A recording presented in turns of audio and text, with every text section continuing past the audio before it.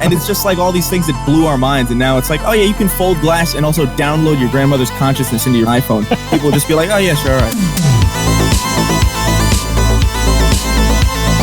Crash Team Racing you are obsessed with, you say is so far superior to Mario Kart. It is.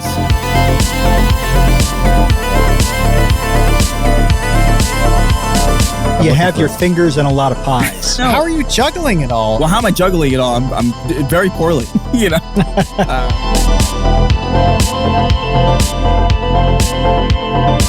It just feels like beating a dead horse, you know, and it's just not creatively interesting. I'm going to milk it as much as I can. And like for me, I just never felt comfortable doing that because that's not why I did YouTube in the first place. It's not what I value.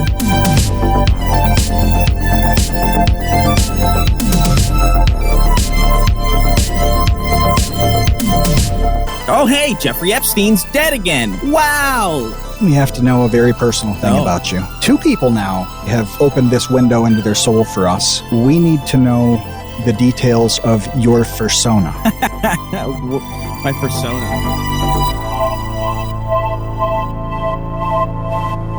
Hey, welcome to the Create Unknown. I am Kevin Lieber. With me, as always, is Matthew Tabor. Joining us today is YouTuber / podcaster / pixelated video game star, Chris Raygun. Hey, what's up? How's it going? It's going good. We have some serious stuff to talk about, some not so serious stuff. I first want to mention something about toilets because recently I got a new toilet, and let me tell you, the lid has kind of like what do you call it? It like softly lowers by itself. Yeah. You can't slam it. It's you're incapable. This is Kevin, such a big. Why would you big deal? Why would you slam a toilet seat down like it's a bad phone call? Like what are the circumstances in which you need to slam the toilet seat? That's what I want to know. Accidentally slam it because it slips out of your hand and then it crashes and it makes a big noise. It's the loudest sound. It's such a loud sound. I'm glad like that. I think I had a toilet like that like when I was living in New York, and I was like, wow, this is crazy. This is insane. I remember it being like, it was almost like a scientific revolution when I found out that was a thing. It was like when the Xbox 360 came out and you could turn your console on from the controller, and it's like, what? This doesn't make sense. I can't slam my toilet seat. And it's just like, it's a religious experience almost. That's why we have to go back to outhouses so you can slam the outhouse door. Yeah. Ugh. A door is slamming a door is awesome. Slamming a toilet seat is just like, it's always an accident and it's always just stupid and everybody looks at you like you did something wrong. Always. How many people are in the bathroom to look at you when this happens? Well, you're coming out of the bathroom, presumably, right? You're not just going to live there for the rest of your life. It's not the intro to Shrek forever. Yeah, it's really hard to make a point or end an argument by slamming a toilet seat. I don't know what kind of argument that is, but I don't want any part of it. That's it. That's a whole thing. I'm glad you had that experience because that is a really cool experience to have a toilet seat that doesn't slam, that you can't even possibly slam. Can't drop it. I know. And it's such a tiny thing. And I'm glad that you appreciate it. And I love the Xbox 360 turning on from the controller revolution. And these little tiny revolutions, these little iterative scientific revolutions happen all the time. Mm-hmm. And we take them for granted immediately. And as soon as something, we go back even a little bit, we just like throw our hands up in disgust, like, oh, I can't believe this toilet seat is requiring me to lower it softly. Yeah. The fact that we've had foldable glass for a while now and it's just like, whatever. Like nobody really thinks twice about it is kind of insane. Like when I first saw that, I thought like, oh, people should be making a big deal out of this, right? It's foldable glass. And then no one gave a shit. Like it's so much harder to impress people now than it used to be. Like people, like I said, like people used to be like, I can turn my console on from a controller. What? I can eject the disc from my couch. What? And it's just like all these things that blew our minds. And now it's like, oh yeah, you can fold glass and also download your grandmother's consciousness into your fucking iPhone. And then like people will just be like, oh yeah, sure, all right. It's like completely unimpressive. It's wild. What's it going to take to be impressive? What's going to have to to be a shift where what would come out where you would be blown away? Like, this is for both of you. What would blow you away at this point? Teleportation would blow me away. Teleportation That's wouldn't fair. blow That me would be away. insane. What? No, but you know Why? why? Because we've conceptualized it for so long that it's like, oh, good, finally. Oh. It'd be like it's about time. Like, because when I was like little, I used to think like 2020 used to seem like such a Star Trek ass year. Like, it used to feel like it's like the fakest year. It's like 2020. That's not a real year. We're never going to see that. That's fake. That's fake Yeah. people shit. That's fantasy. And now it's here, and we got foldable glass, I guess. That's like the only real significant technological leap. Like, I really think like the iPhone was like the last big thing. Like the second the smartphones came in, because when I was in high school, and I might be outing myself as either an elder or a child, you know, I was in high school from 2007 to 2011. Those were my 4 years of high school. And when I came into high school in ninth grade in 2007, like, some of my friends had phones, like flip phones, like Motorola Razors, but not everybody did. Like, only like maybe like 10% of my friends had like phones at all. And half of them couldn't even text because their parents wouldn't pay the texting thing or whatever. But like, at the end of that high school career, like in 2011, like 4 years later, everybody had a smartphone. It was like the strangest and fastest like technological leap I've ever seen. And I think, honestly, I don't even think it's necessarily all that strange to say that it's probably like the biggest technological leap I've ever seen, or like even heard of, in such a short period of time. Yeah, it's definitely Star Trek-esque. The smartphone is. I mean, the fact that you can just look up anything instantly is very Star Trek-esque. I watch a lot of, as a boomer who grew up in the 80s, I like to go back and watch a lot of 80s movies. Every single one that takes place in the future is in the past now. It doesn't matter what movie you're watching. Yeah. Like, I stuck on The Running Man recently, which is an Arnold Schwarzenegger movie based on a Stephen King book. It's a horrible, great movie. 2017 was when that movie took place. Yeah, pretty sure 2017. So we are well past The Running Man.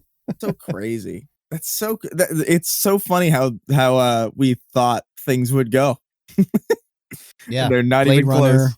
Good Lord. What was the other one? Escape from LA or Escape from New York? Maybe both.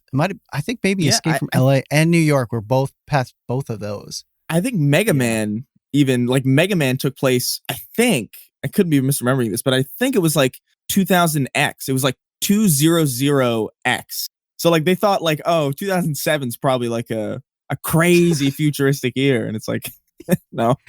Not really. Specialized robots fighting each other. Yeah. It's crazy. Well, speaking of gaming, I wanted to get into two things that I find very interesting about your strong opinions in gaming. One, and I'm sure, like, apologies for like big fans of yours who've probably heard you talk about this a million times, but I want to ask you. This is coming from me. I want to know these answers first. Yeah. Crash Team Racing. You are obsessed with, and you say is so far superior to Mario Kart. It is.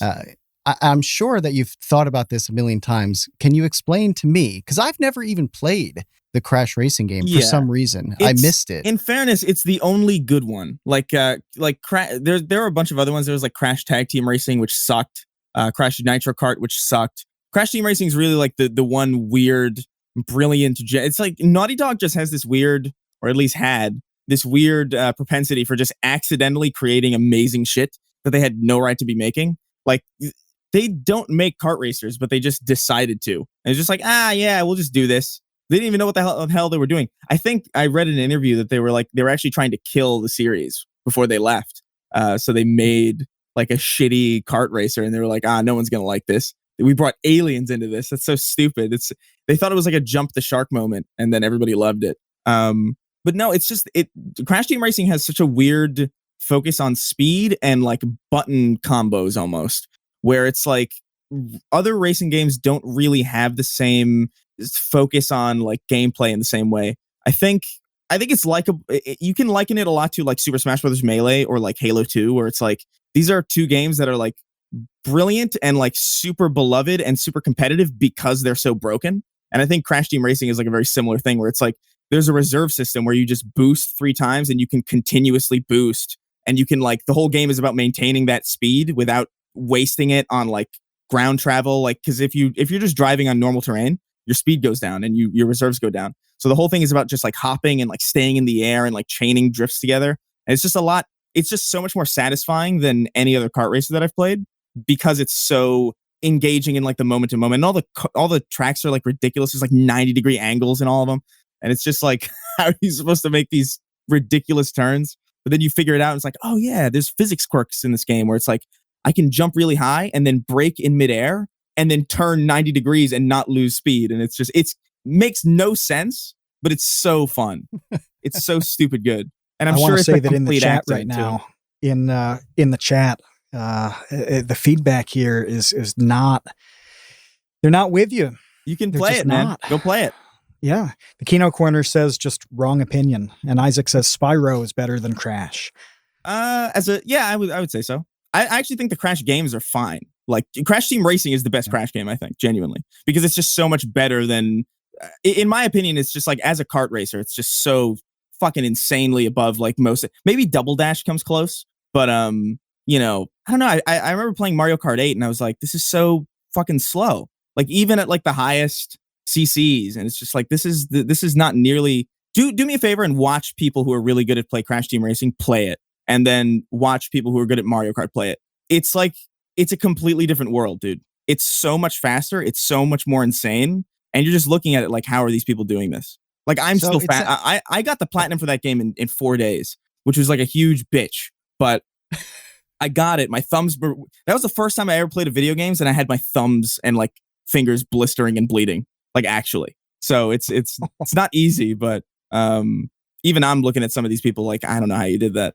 I don't even understand. Well, that's why I brought it up, because I remember you being so proud of that on Twitter, that platinum trophy, and it reminds me the way that you're describing it sounds like you love the exploits of it, and that reminds me of your recent video about Halo, and that was the other thing I was going to ask you about. Is like, I'm not a Halo guy. I'm really not a first-person shooter guy. I don't know why. I've never been able to figure out why they don't click for me, but that's fair. I really liked how you detailed the differences between the Halos and what you don't like about them from a gameplay and design standpoint. And it sounds like what you liked about the Halo series or the earlier installments is similar to what you like about Crash Team Racing, which is kind of giving the player the ability to exploit the environment and like the weapons and all of the different systems in a way where, like you said, you can watch somebody be really good at it and be amazed that they're able to do the things that they can do.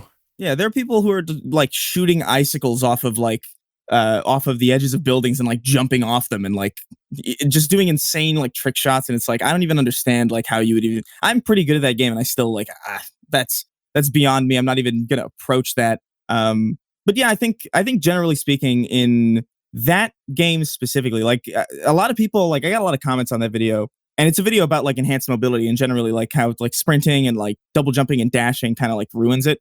I got a lot of people commenting like that, like I just don't like that stuff, but it's like, no, it works really great in like Titanfall. Titanfall 2 is amazing. Like, and arguably only amazing because of those enhanced mobility things. The fact that you can sprint while your weapon is up, the fact that you can like wall run and chain jumps and grapple and like use physics in that way. It's like, that's super fun. But that's also kind of how the game was designed in the first place. Like the game was always designed to be fast. So all the AI and all the levels kind of are designed with the spirit of that in mind. And you can add mobility stuff to Titanfall without really breaking the feel of the game, because that's really what it was always supposed to be. But like Halo was always like really reserved and always very, you know, you're just a guy, you can jump, you can crouch, you can shoot, and you can throw grenades and you can punch. That's it. That's all you can do. So you really had to like look around for ways that you could use the environment against the people that you were fighting. And the second you make everybody like super fast, and the second you add like insane movement mechanics, that changes everything, because then it's like, okay, well, weapons have to be tuned to accommodate for the increase in speed. Maps can't really be the same style of maps, because now everybody could just sprint across them in like half a second. So it just changes the entire identity of the game.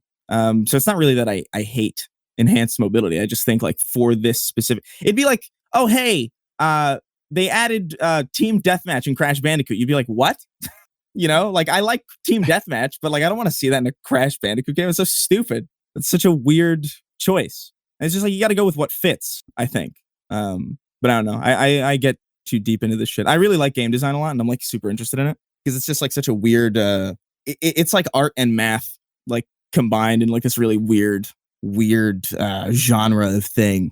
Yeah, and you are in a video game. How involved were you? It's called Twin Breakers, and it's based off of you and Colin Moriarty. You do the Sacred Symbols podcast together.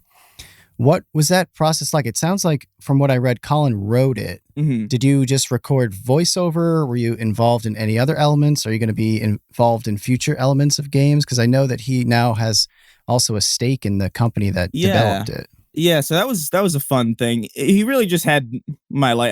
He was like, oh, I want to make a game with like us, and I was like, yeah, just that's fine. Like he just asked me for my likeness. I had no part of Twin Breaker really. I didn't write anything. I didn't have like any like little Easter eggs that I wrote. I did give like suggestions, and I gave like little nods to things that might be referenced in like I don't know trophies or like challenges or something like that.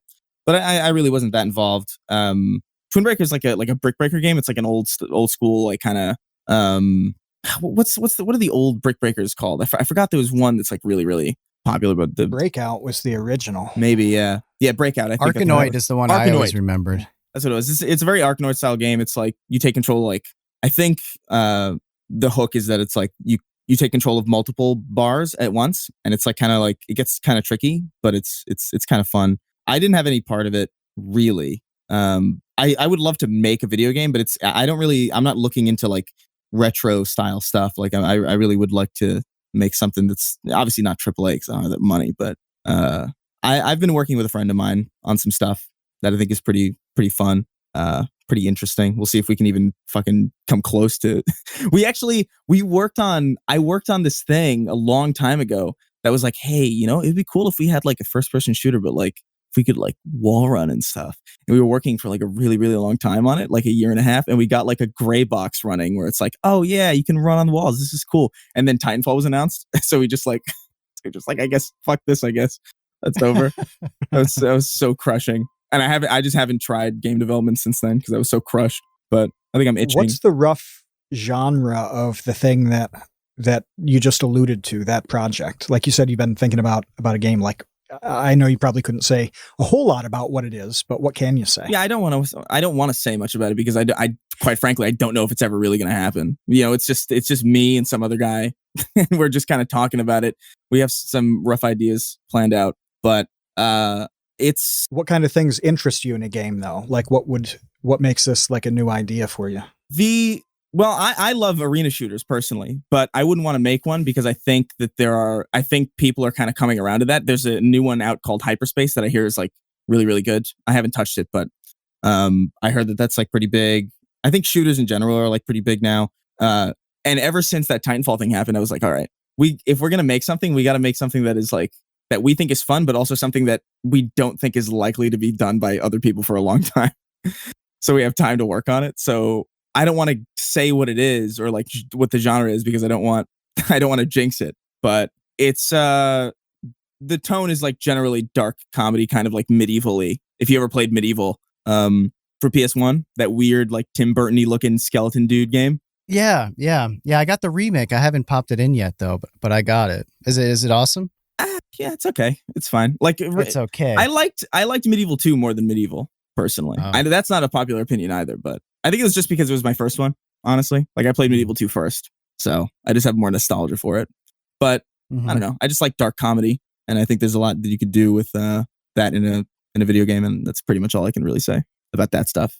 Well, you're definitely all over the place with your projects between YouTube and podcasting. You have 2 podcasts. You also have the Snark Tank podcast, right? God.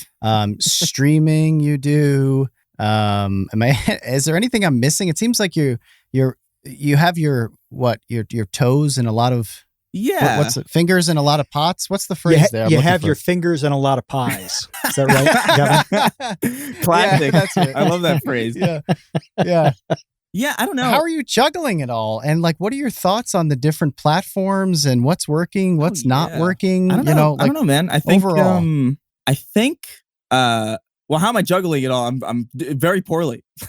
You know, I'm slowly going mentally insane. But I don't know. I can't. I don't like not keeping busy. I don't like not working. That's my dad's stupid brain transmitted onto me, because like every time I'll go home to New York, he'll be like on the roof being like, I'm replacing the roof again, and I'm like, just relax, Dad. You don't have to do that. And then I come home and I don't stop working. So it's like total hypocrite. But I don't know, like podcasting was something I was sort of dragged into almost, like because Colin was like, hey, you want to do the show? And I was like, well, I'm not going to say no to this.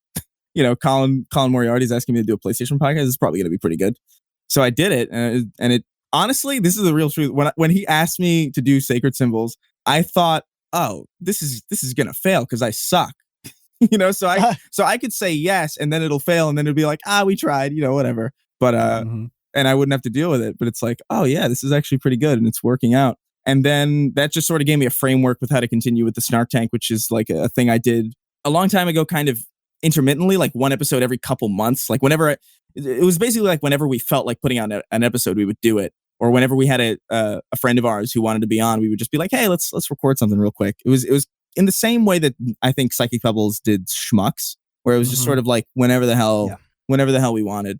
But doing Sacred Symbols was like, I think I kind of get how to structure this for like a weekly kind of thing. And then we started going weekly, I think, like 15 weeks ago or something like that. It's been a while that we've been doing it, and that's been pretty fun. Juggling all of this stuff is kind of tricky, but like I get writer's block a lot. So sometimes I'll just be like, I'll be trying to make a video for the channel. I'll be like, my brain's not in this. So I'll try something else, right? I'll be like, maybe I'll write like music or something, or maybe I'll work on planning out this game a little bit more.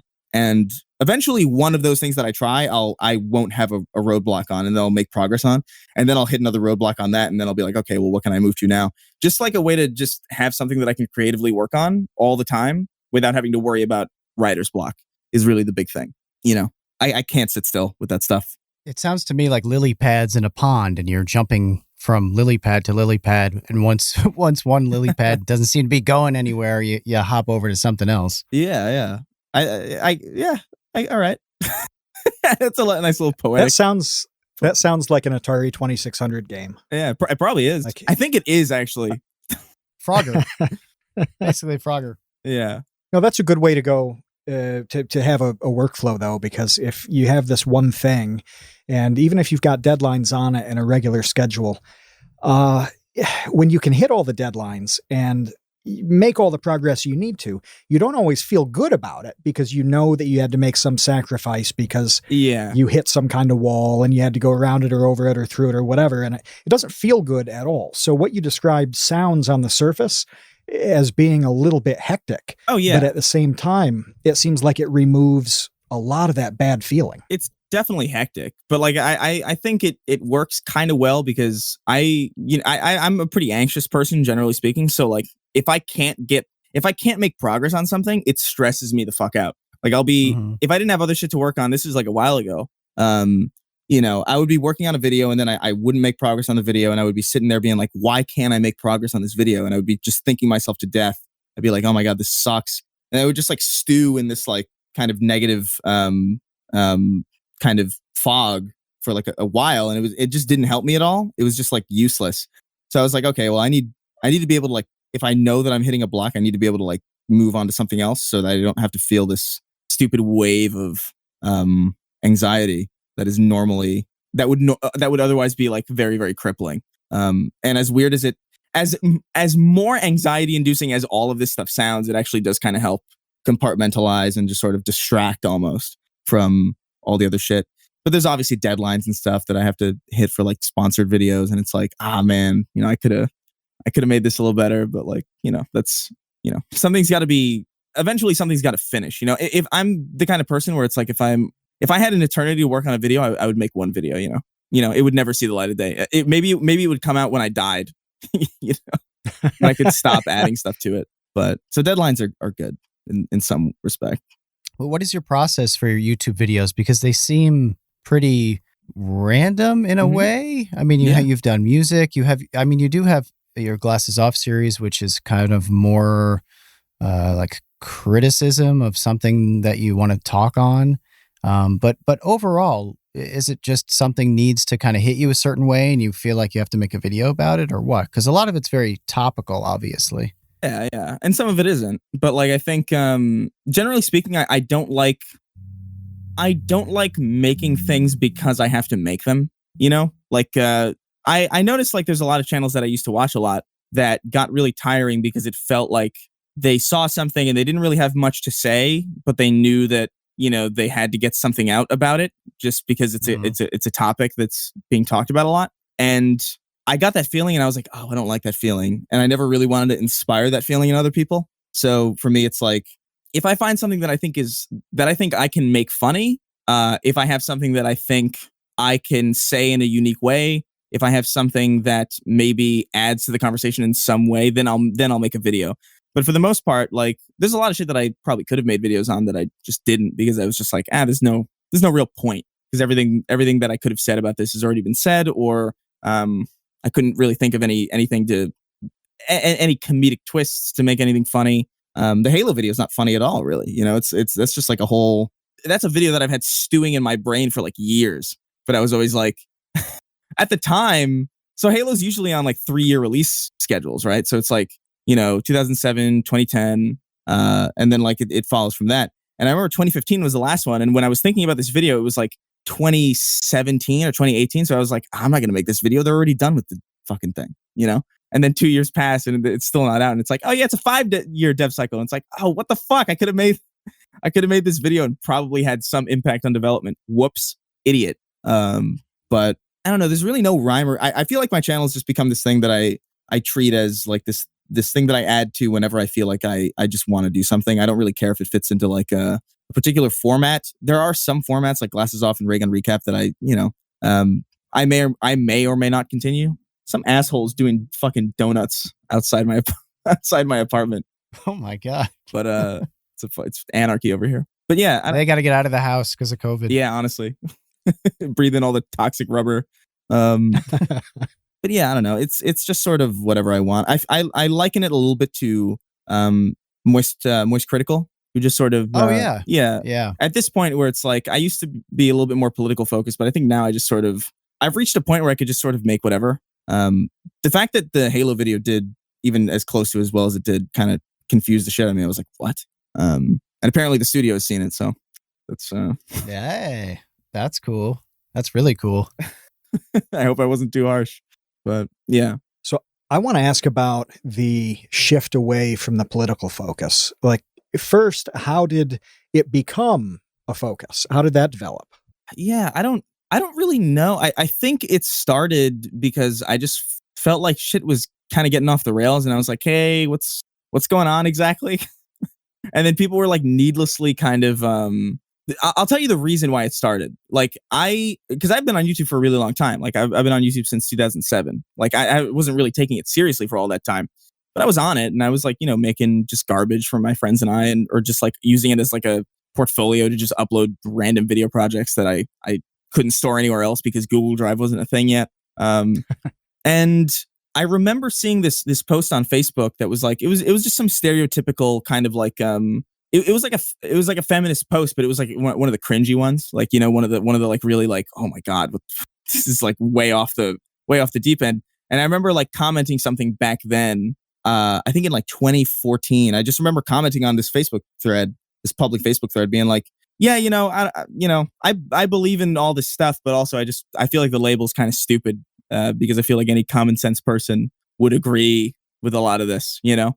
And I remember just like, even just that mundane of a comment had people like messaging me and like sending like a torrent of people after me. And like, there were people who called my job who tried to get me fired because of that, because of like the most mundane conversation it was nowhere. There's a lot of that going around on the internet. It was insane. And the only reason I was okay with it almost is because like, you know, they found my job through Facebook and I hadn't updated my employment history in a while. So they just called my ex job. And like one of the employees called me. It was like, "Hey, there are people calling about you. Like, what'd you do?" And I was like, "What?" I was like a kid basically, and I had no idea what the hell was going on. And I remember seeing that backlash, and I was thinking like, this is fucking insane. So I just started making videos about it, and people liked it, and people thought it was fun, and people thought it was funny.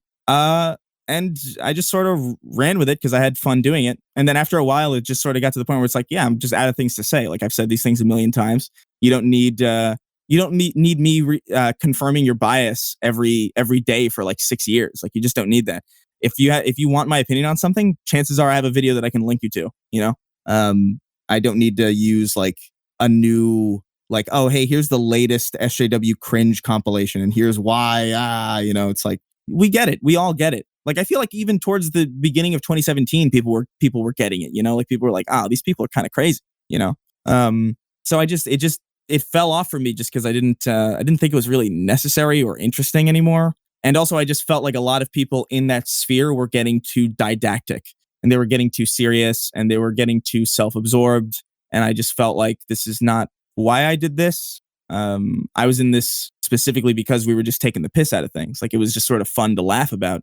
And it was fun to just sort of poke fun at all this stuff. But, I never once thought that, some chunky girl in a school auditorium screeching at, some speaker was like a culture war. Like I never thought it was like this like serious thing. It just always occurred to me as like, oh, this is kind of funny, isn't it? But then people just sort of ran with it. Like, no, this is like the next frontier. This is free speech or die. And it's like, what's happening? What's going on? This is way more self-serious than I wanted it to be. I'm outie. And so I just started doing stuff on video games and like whatever the hell I wanted. And it's like been a lot more fun, I think. The mood definitely changed around that time, though. Like you're talking about 2017 being, for a host of different reasons, just a shift in the tone of those kinds of videos. And I look back and think like, oh, you and a bunch of other people kind of walked so the hardcores could run.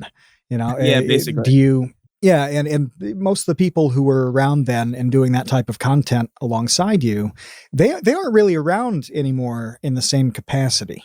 And the ones who are still doing it, they aren't on the tip of your tongue. No. In a way where back in that day, you could name like 10 people who were doing what you were doing because they were present, they were out there, they were supporting each other, and it was just kind of this kind of, I don't mean it in a pejorative way, but like a gang of like-minded people, It definitely, and now when somebody asks me who does that, I don't even know who to name. Yeah, it definitely is. It definitely was like a community at the time on some level. Yeah. I never really considered myself part of it, even though like I think objectively speaking, I was. I just never liked the idea of communities. I always found them to be kind of inherently creepy.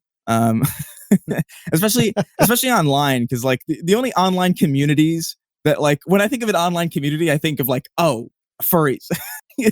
That's the first thing I think of. So it's like I don't necessarily want to be in like an online community really. But it was definitely like me, Shiwan Head, Armored Skeptic. I think back in the day it was like even bigger people like Sargon was like huge back in the day.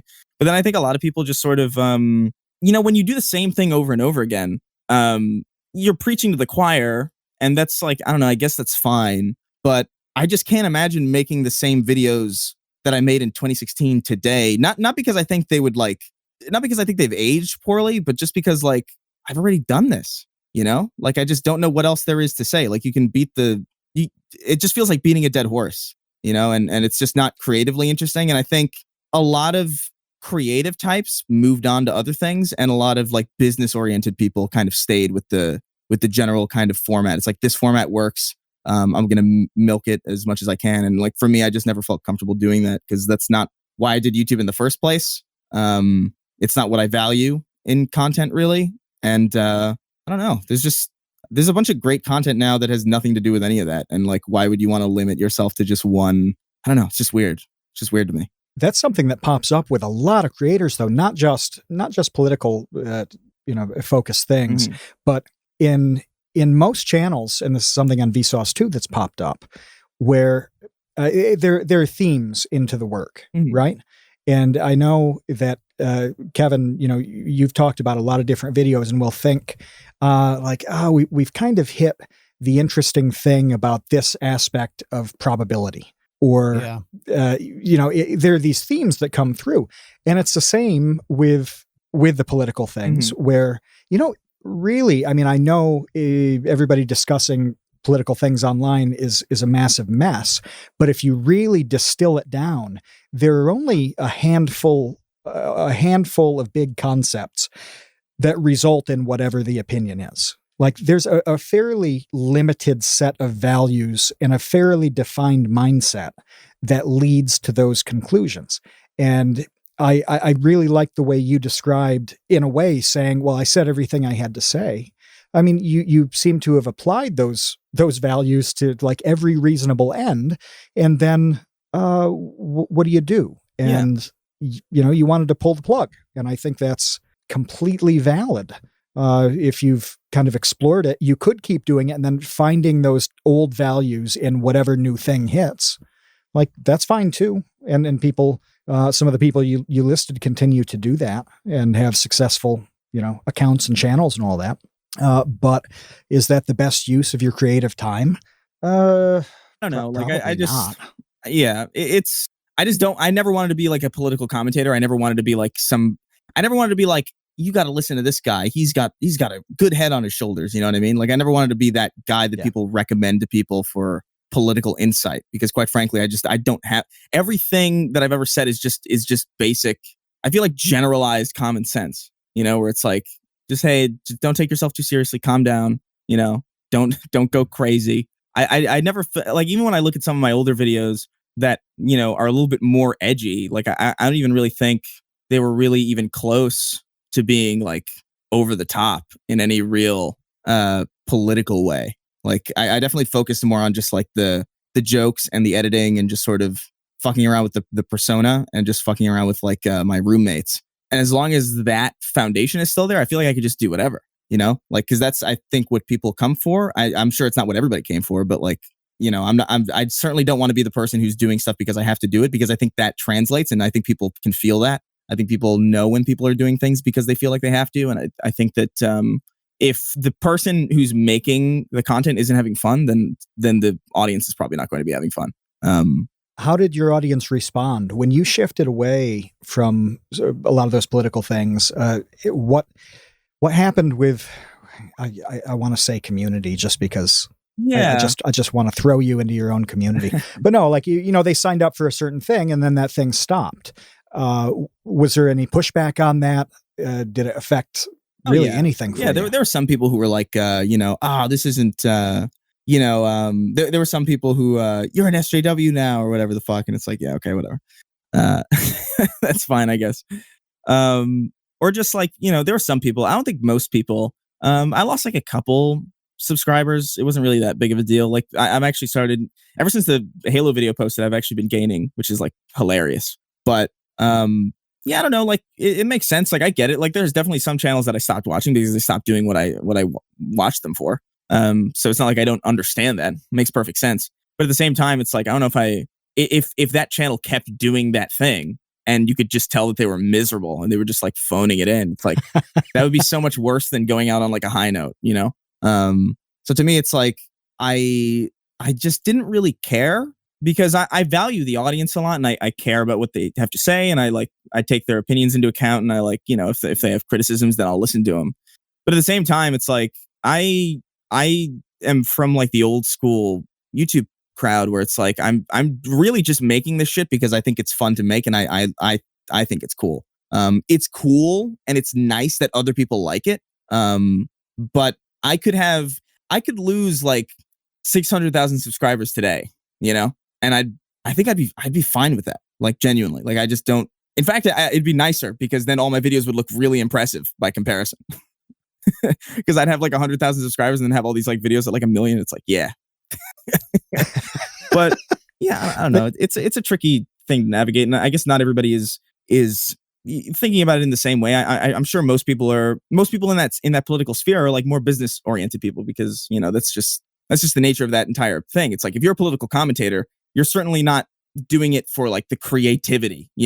That's not something that you're really thinking of. So, it makes sense for those people to keep doing it because, they're not in it for the same reasons that I'm in it for. And that's valid and that's fine. And I think some people have maybe jumped the shark a little bit, but, well, people are free That's to what I jump wanted however many sharks they to want. ask you exactly. That is do you think that for some, if they continue to crank out the same thing over and over again, regardless of what the topic is, it doesn't have to be political or not, but do you think that it comes across as disingenuous at some point? I think at some point it does. I know in my opinion it does, and that's why I wanted to stop doing it. Is because I didn't want to get that across, and it's what I was feeling from a lot of things that I was seeing. So like I didn't want to replicate that feeling in other people. I mean, it's just like I said, like I just don't know how many times you can make the same point. And it's like it's one thing to like tweet about things. It's one thing to like, have a consistent viewpoint, but like, does every little thing really need a whole like 10-minute diatribe? Like I just don't know if that's the case. It reminds me a lot of like just drama communities in general, where it's like, oh, I Justine and whoever broke up, and it's like there's like 80 essays on it, and it's like, is this really necessary by any means? Like, is this creatively fulfilling to people? Like I just don't. It's a confusing landscape, YouTube in general, especially just because how far it's gone. I want to ask you something about that, about the kind of commentary drama, beating a dead horse kind of issue. And I was thinking at the beginning of this podcast, I'm like, oh, Kevin's job is to talk to you about gaming stuff, which by the way, the last racing game I played was RC Pro-Am on NES. I love that game. I played that game. So it was really good. It good. It was excellent. I remember renting it from the video store and, playing it Friday through Sunday and just feeling terrible when I had to drop it back. But yeah, I was like, I guess my role should be making Chris like regret coming on the podcast. In stark contrast to Kevin's demeanor. But no, I mean, there was a thing the other day where you kind of touched on this on Twitter, where with kind of perpetual criticism of Bunty King. Oh yeah. And that was an interesting specific example of what you're talking about. And I kind of wanted to hear why you kind of made the statement that you did and brought that issue out. No, I didn't think much of it. I just saw like a friend of mine who I get like his pissed people off or whatever, but like, he's a friend of mine. I stick by my friends, unless they're like rapists or pedophiles or something. Can you describe the like why Bunty was a topic for those people? No. Because I want you to do it in your words rather than. So I think he made a video like a long time ago about like being cheated on or something, and like how he was like he felt like really bad about it, and how he was like, oh, and how he still cared about the person or something like that. I think about 2017. That was a while ago, yeah. And then people were just like just basically calling him like the cuck meme. It was just basically the cuck meme for years. And it's like, well, to be fair, he did title the video. He titled the video, "I'm a cuck." He is one of those people who'll just do that shit. He doesn't. I love Bunty. He's a psycho, but he so he did title it, and it was just like, it was a bit of a meme for a while. And it's just like, yeah, whatever. People are whatever. They're gonna harp on it. But I guess I don't know. He had falling outs with people. It's I don't care. It's getting to the point where it's like people have told me like, oh, you shouldn't be friends with this person, or you shouldn't be friends with this person. It's like, if I listened to like all those people, like I would have missed out on some of the most fulfilling like friendships and like relationships that I've ever had. I remember when Lacey Green and I were dating, and like everybody was like, you shouldn't be. What the fuck is this? It's just like, are you insane? Are you crazy? Like, I don't know. But yeah, because at the time too, that's really interesting, because at the time I remember asking you about this at VidCon last year, where it just on the surface, like to the outside world, that seemed like such an improbable matchup that I think, I can understand that people are like, wow, how can this square with any of your values? And it was so odd to me, because it's like people sincerely don't realize that you could, be happy for anywhere from 6 minutes to 6 lifetimes with somebody who just looks at the world a different way. Yeah. Yeah. I mean, I always had that value because like my parents are diametrically opposed, like that my mom's, my mom's a liberal. My dad's like a staunch conservative, and they're still together and they get along, and they're hilarious. And I just think I never had the mindset of like, oh, I can't be with somebody who's like politically like different from me. I'm sure there are some issues where it's like, I'm sure there's like a line, obviously. Like, I'm not going to be like, if I take a girl home and she's like, oh yeah, the KKK wasn't that bad. It's like, okay, well, maybe we should see other people. When she comes into the bedroom wearing a sexy Klan robe, it's probably, time to rethink things. Yeah, and it's an authentic one too. There are definitely some lines that I have, but like, I feel like a lot of people's lines are so hilariously shallow. To the fact that like it was such a big deal that when we got together, the people were like threatening us, and it was just like a whole fucking deal. It was like insane. And isn't that a strange thing? Because we just talked to Carson about relationships and high profile relationships too, and he has a pretty unique perspective on that after how the first half of his 2020 went. And that was really interesting. But yeah, you actually had one of those, and it not only was a two high profile people thing, but having that split.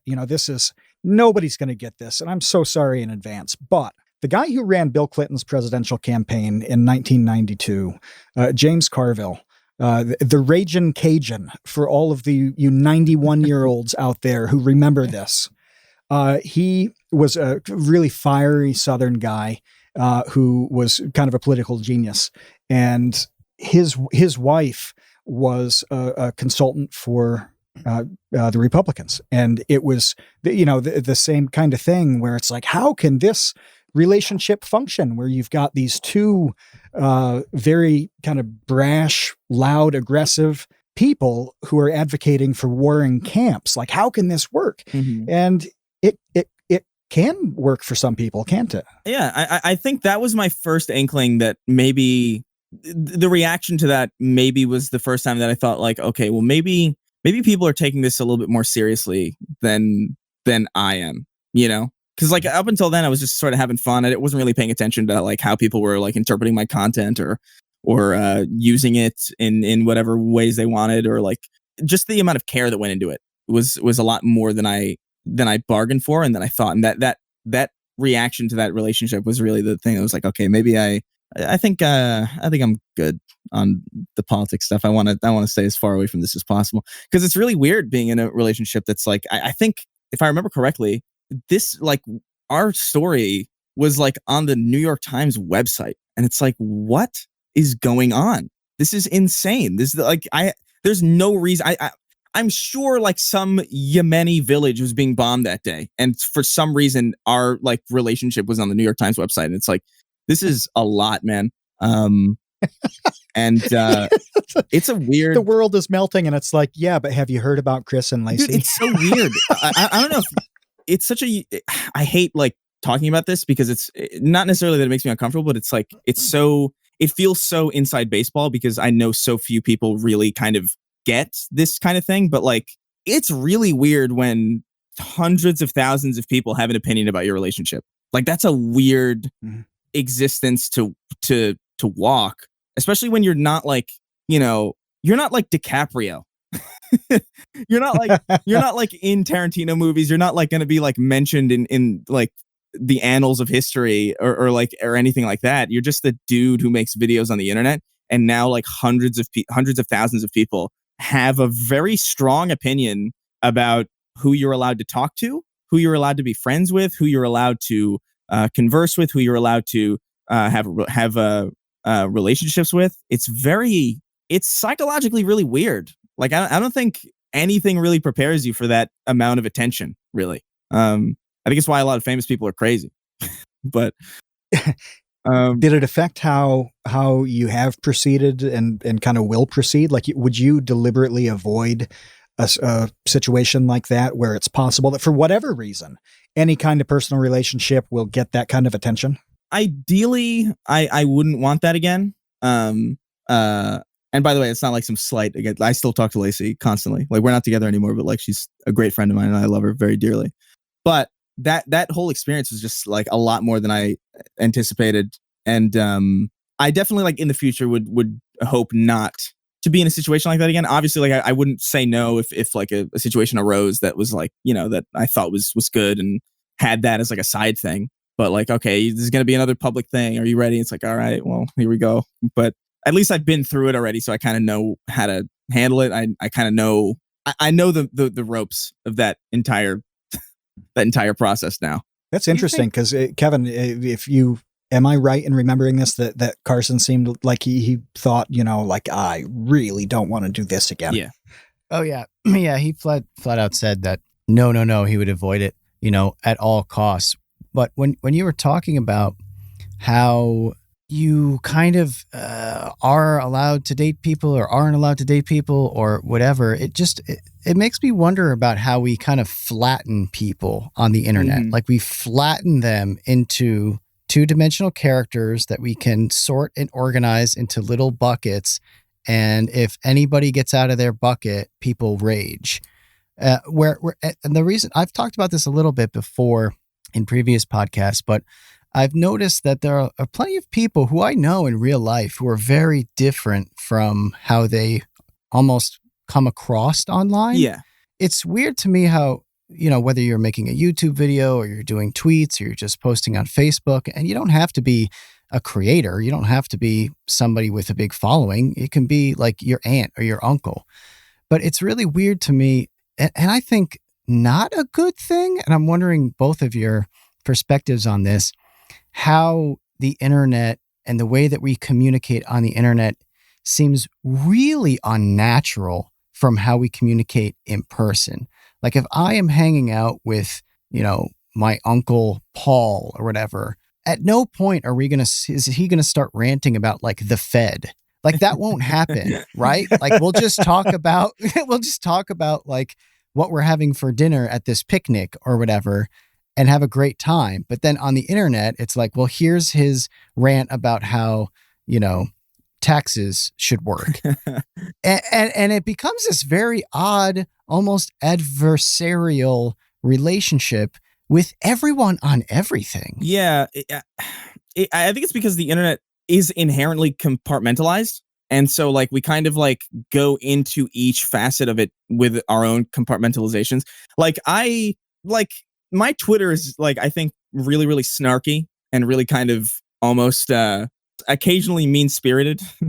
And I think most people who have met me in person would probably attest that I'm a pretty docile, like I'm just like, I just hang out and like, hey, what's up? I'm a very laid back person, and I don't strike up arguments for the sake of it, you know? And I think most people are the same way. I feel like most people, when they're in a room with other human beings, because that's naturally how people are supposed to exist, they're just inherently more empathetic and they're inherently more understanding and they're inherently less aggressive. But like the second you reduce somebody to like a profile picture and like a code or like an it's a lot easier to just sort of lay into people. It's a lot easier to just sort of compartmentalize.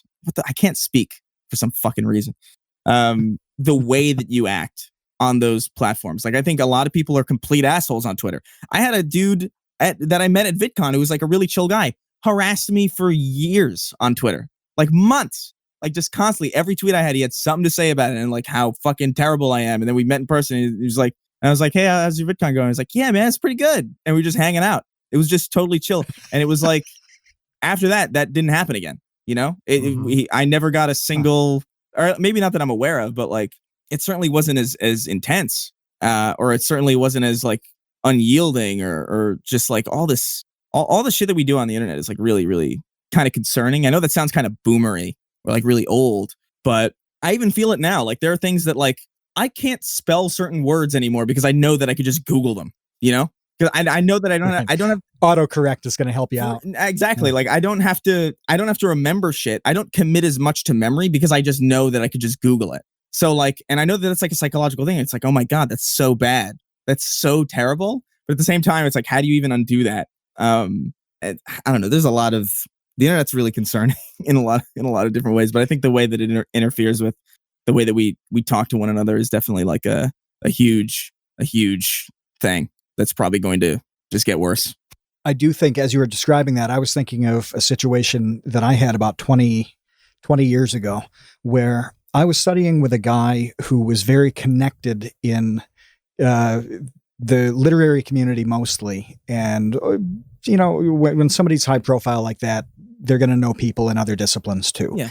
But what it came down to was we would read a thing by, could be anybody. And if he knew them, he would talk about them. And this came up all the time. It was really similar to what Kevin described about seeing Uncle Paul's Fed rant on Facebook and then hanging out with him.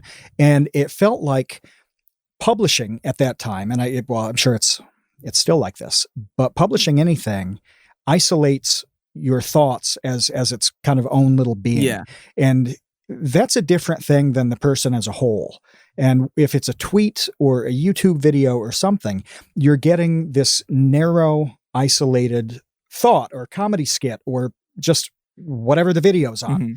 And that's just not the person. And I do feel like we're going to be talking about this stuff in the near future because it's coming up a lot lately. Like, what's the difference between somebody's channel and who they are and who they want to be? And Carson talked about how he's using a second account on Twitter to just show a kind of different side of who he is. There's a big difference between the in-person stuff and a book or a podcast. Kevin is slightly different, not much though, but slightly different offline than on this podcast. I know I am. So it's definitely a thing, but I wonder how different that is. I think the difference is that 20 years ago, only a handful of people were writing articles and publishing books and isolating their thoughts to put out. Now it's absolutely everybody. Mm-hmm. It's anybody with a Twitter account and a Facebook account. And that's the real difference. And some people are better at playing that and handling it and using it appropriately than others. Yeah, I mean, it's also just, when you're doing entertainment, it's like you're not going to, Dave Chappelle isn't the Dave Chappelle that he is on stage when he's off stage, like when he's just hanging out and like eating like a fucking Salisbury steak, he's not being like the funniest human being on the planet. Like, that's not like I just feel like inherently, like when you're making entertainment, you're inherently putting on some kind of act, because people aren't inherently entertaining. There's like very few people who have that skill, or have that personality. So like, yeah, my channel, whenever I'm doing like a comedy focused video, that's not really me. It's just like, hey, this is entertaining and I know that this is fun and I'm having fun doing this. So like, why the fuck not do this? I think Glasses Offs are a little bit more, that was the way that I tried to mitigate it, where it's like, here's recaps and here's like normal videos where it's like, okay, here's the ridiculous persona and like the insane editing and like the stupid voice. The alpaca. Yeah. And or the llama. And literally like the voice isn't even like, because I have like, I put on like a voice a lot of the time it's literally just because it sounds better on the mic than my normal voice. Because my normal voice has a little bit more bass and it like fucks the, it just completely screws with the way that my mic picks things up in a video format specifically. So like I have to raise it a little bit whenever I'm doing stuff. It's like, oh, hey, Jeffrey Epstein's dead again. Wow. And it's like, it just sounds a little bit better like through most speakers to me. But there are little things like that, like even just like technical decisions that inform like a personality that you see on the internet that people don't really take into account. Because like I don't talk like that. You don't talk to your dad like that. Hey, Dad, you're fixing the roof again. Wow, Dad, you stupid imp. Get the fuck down. No, it's literally just an audio decision because I just think it sounds better aesthetically. I guess like auditorily. Is that the word? Like I'm thinking of visual aesthetics or auditory aesthetics, but like whatever. Yeah. And just like little things like that where it's like that's a part of a persona that exists purely for a technical reason that people might think is like a real person. And it's like, it's kind of weird. And that's why I wanted to do the Glasses Off, where it's like, okay, this is just me now. Like, this is just, I'm just talking. This is how I feel about this. No crazy editing. And like, and I've experimented with all these formats, but I think no one's going to want to sit and watch. No one wants to watch somebody just be themselves, really. Like, no, I really don't. I don't want to see Robin Williams be himself, because he's probably just chill. That's great when you're like with the person, but like I don't want to watch a movie about these people just existing. I want to see them do what they do well. I want to see them do what they're supposed to be doing. And maybe that's weird, but I don't know. I just think I think it makes sense. Do you think it's bad advice then when people are talking about things like writing? It's like, write about what you know, and you want to make a channel, like, just be yourself. Do you think that's bad advice in a way? In a way, yeah. I think be yourself is always one of those things, because like, are you going to tell Hitler to be himself? But like, I think be yourself is generally like, it's good advice in the sense that you do need to focus on what you want to do, because otherwise, like, if I started doing content that like I didn't want to do, but then like was thrusted into doing, I would be miserable, because I would have to be making content that I hated. So like, it is good advice to just generally like focus on what you want to do, focus on the things that interest you, and do it in a way that you think is interesting.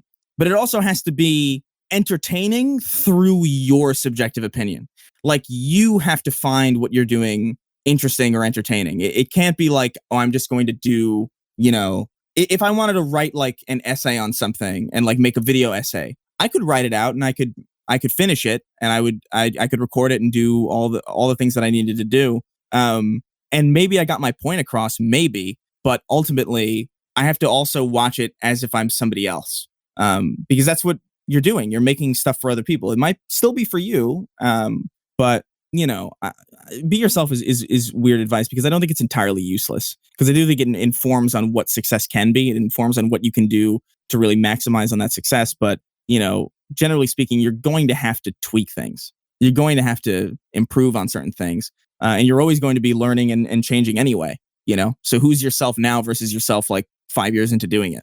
It's still yourself, but it's still reacting to criticism and reacting to change and reacting to stylistic influences and all sorts of other things. Yeah, I had this problem when I first started doing Mind Blow episodes on Vsauce, because my standard energy level is like a 2 out of 10. That can work though. I think that's that can work, because critical is the same. Critical is very monotone. He has like very little inflection, and it works. So it wasn't working for me though, so I had to crank it up, and so now I'm like just doing a 10 for the video. But I've always felt like since then, if I meet people in person at VidCon or whatever, that they, at least in the back of their mind, they're probably like, this guy, is he high? Like, why is he so? And it's like, no, I'm not. This is just how I am normally, and how you see me on camera is crazy. I love that stuff though. I love going to VidCon and like meeting people, because it's like, I do have to put the act on again, but the act is so much more fun with other people. Because I used to have people like at PAX specifically. I remember like a bunch of people came up to me. It's like, can you insult me? And they were like, yeah, they wanted to get like videos of me insulting like them or their friends to send to their friends. They're like, this is fun. So like, I got to just do my stupid voice, and it's fun. Like, I think most of the people that I've met understand. I do have like a weird kind of, maybe I do have like some kind of thing in my head where it's like, oh, I got to be on now. When people are around, like I gotta turn on. I gotta be in the headspace of like this persona that I've invented. But I don't know if I really mind it. I think it's kind of I think it's fun for me to just do that. It sounds like you have a cameo career coming up where you insult people. I should look into that. There's so many people who are on that site that I can't even fathom how they're on that site. You know what I mean? Like, it's just like, what? Master Chief is on here? A-list people. Strange. Yeah. One time I went to hire Sean Astin, yeah. from Lord of the Rings and the Goonies and everything. Okay. What? I need to ask you why. Let me finish this thought first. I went to hire him to say happy birthday to my sister, and it was only $50. And by the time her birthday came around, it was like $500. And I was so mad at myself for not taking advantage of the cheap Sean Astin cameo deal when it was available. Why did he block you on Twitter? I'm blocked by all sorts of people that I don't know. I don't know why. Oh. It's probably the chain blocking. It's thing. Probably the chain. That's increasingly common. Yeah, it's probably the chain blocking. But I'm also like followed by people that I just don't understand. Hugh Laurie is following me, and it's like, what? Why? Whoa, like, is that's and, cool. And part of me has to assume it's an accident. Like I have to. I never messaged him or interacted with any of his tweets, because I'm like, this is definitely an accident. His thumb slipped while he was on Twitter and he followed me by accident, and I don't want to alert him to the fact that he's following me because I know he'll unfollow. There's no way Hugh Laurie is sitting on Twitter being like, I wonder what the next Halo game will be. You know, like there's no chance in hell. It's possible. It's possible because you saw maybe if people listening haven't seen this, when we had John Swan on talking about the Susie Lou stuff. Oh, yeah. Right? That was such a massive saga. At a certain point, Lindsay Lohan jumped into the Susie Lou debate. And I woke up one morning. What? Wait, I was up early for some reason. Yeah. Lindsay Lohan jumped into the Susie Lou debate? Yeah. So I got up at like 6 one morning, and I wake up, and as I was asleep, Lindsay Lohan had followed John and a couple other people. I forget who had made videos. I can't remember. But anyway, so she'd followed them and sent a couple messages, saying like taking an interest in the issue of the anime copyrights and how Susie was putting her content on YouTube. And it was the strangest thing. Like, most of these people are pretty young, who are involved in that particular commentary debate. Yeah. And they wake up and all of a sudden Lindsay Lohan is in their, DMs asking about this. And we're like, okay, all sorts of weird stuff is going through people's heads during lockdown. This was at like peak quarantine globally. We're like, so maybe even the celebrities are sitting around wondering about this stuff. There is a non-zero chance that Hugh Laurie is deeply invested in some video game issue. It's possible. I'm not saying it's likely, but I think he probably followed me because of the political stuff. Honestly, I think that's probably right. Because I think I looked at some of the people he was following, and he was following a couple of other content creators, and it's like, oh, this is so weird. I just remember being so blown away by that, like, because I didn't get a notification for that at all. I just had a bunch of people send me a message one day. It's like, Dr. House is following you, and I was like, what? What does that mean, Dr. House? Because I forgot that House was even a show, and I was like, oh yeah, Dr. House. What does that mean? And I looked up Hugh Laurie, and it said follows you, and I was like, this can't be. What reason could you possibly have? It's just weird whenever you like cross paths with people like that. Like even just living in Los Angeles is very strange, because there are some times where you're just in New York was actually a very similar thing too, but like you just find yourself surrounded by people, and you're like, how am I here right now? Like, what is going on? Like, why is just... Have you said hi to any, like, A-list people? I don't know about A-list, but I remember being at a bar with Justin Roiland and just being like, what is this? Why am I here? Like, this is so weird. Because I've been following Justin for so long. Like, I've been following... I've followed Justin since Acceptable TV back in, like, 2007, 2008. So, like, the fact that I was just sitting in a bar with him in, like, Los Angeles was just like, what? I was just like, yeah, but he's kind of in the YouTube community. No, yeah, so you're like 2 degrees of separation from Roiland. Yeah. No, I met him through Zach, obviously, because Zach just knows all those people. But I just remember just being so baffled that was happening, and I just like it's weird because I don't really get starstruck really. Like I typically just see people and it's like, all right, like I've seen Conan O'Brien. I don't even know how many times, like in the street, like in when I was in New York. Or like any number of people. I've seen Lady Gaga a handful of times. And it's like, oh yeah, look at that. But it's one thing to see them, and it's another thing to just be like in like a group, where it's like, this is so, I shouldn't be here really. Like I made a song parody like 2 years ago. I shouldn't be here.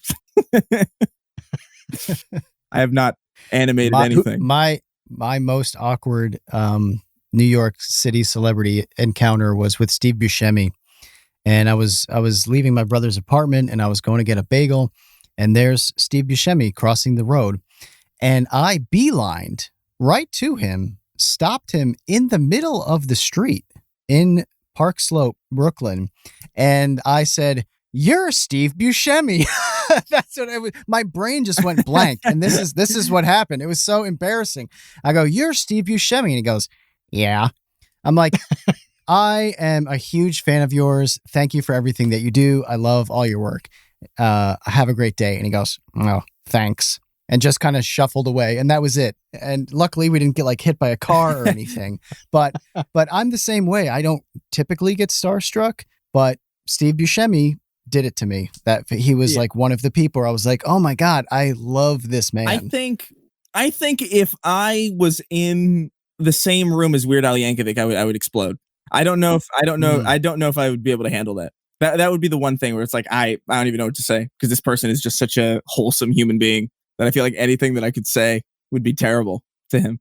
But no, I get it. Like, and at the same time, it's like I look at, it's weird because this sounds inherently flagellatory, where it's like, oh, I kind of get what it's. I have like some semblance of an understanding of what it's like, kind of, to be a celebrity, kind of, because like I know I've been stopped on the street and I've had people like ask for pictures and stuff, and it's like, oh, this is interesting. I do not envy people who are just like worldwide famous and like people who like are like wildly well known. Like I know a lot of people are like striving for that. Like, oh, I want to hit like, I want 2, 3 million, 5 million subscribers. And it's like, I am fine where I'm at. It's so nice to just be able to like walk outside and occasionally like be stopped by people and be like, oh, hey, I like your stuff. It's like, yeah, that's great, man. But like the thought of it happening like every time that you left your house, that sounds so fucking torturous. That like I did, especially just because I don't like talking to people in general. Like I wear headphones like these, like huge headphones, all the time when I'm walking down the street, because I just know people are less likely to talk to me if I'm wearing headphones. I walk around with like a scowl. Like I walk around like looking furious all the time so people don't stop me. Like Popeye the Sailor Man like face? Straight up, just like, no, it's not Popeye the Sailor, but it's like, just like I'm having like a miserable day and you can tell it's like on my face. I actually like, I've gone so far as to fake limps sometimes. Where like I'll yeah, like I'll fake, like I'll like walk down the street a little fucked up so people think I'm like all fucked up and they won't want to approach me. It's like a habit I picked up in New York, because like you get haggled a lot in New York, especially in Manhattan. Like people, if you're by like Grand Central Terminal or like any of like the big areas that you have to kind of go through to get anywhere important, people will be like, hey, you want to buy my $50 mixtape for free? And it's like, what are you saying? So you just kind of have to do everything you can to just sort of appear as unapproachable as possible. And I've just sort of kept up with that philosophy here. And occasionally I'll slip up and then like I'll just forget that I have to do that. And then people will be like, Chris. I'll be like, oh, hey. But I remember this one story where I was in Grand Central Terminal and I was eating at the Shake Shack in Grand Central Terminal. If anybody is a New Yorker listening to this, you know where that is. And I was sitting on like the outer one of the tables and chairs that were like kind of like, it was like a bar table, and then like on the other side was like the rest of the terminal. So like people were just like walking by, and I was eating my little chicken bites, and some dude comes up to me asking me for my food, like a crazed looking guy. It's like, I need to give me some of your food, please.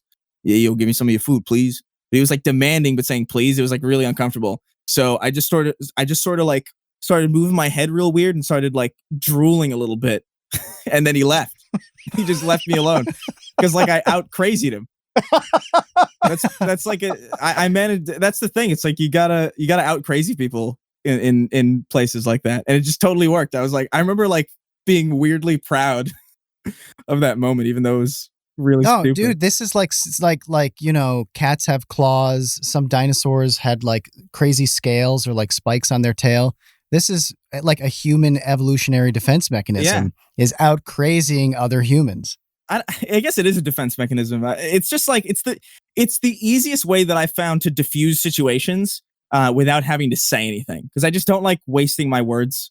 I don't like talking to people really, especially people that I don't know who are asking me for my food. I remember this one time in Santa Monica where I was eating at a McDonald's. It was after I was recording Sacred Symbols, and some woman walks in. He's like, hey, yo, give me some of your fries. And I didn't want to deal with it so much that I took all my fries and I crushed all of them. Because I knew she was either just going to take my fries or keep hassling me. So I just destroyed all the fries. So neither of us could have them. And she just walked away. She was like, damn, dude. She just walked away. At a certain point, you just got to be like, I'm done. I'm just done being a sane person for today. You crushed them and then threw them on the ground or in the garbage? I just crushed them into paste and just like left him and just and left him on the table. And then I said, "Here you go." And she left. She didn't want him. I don't know why you wouldn't want him. It's the same, it's the same potato.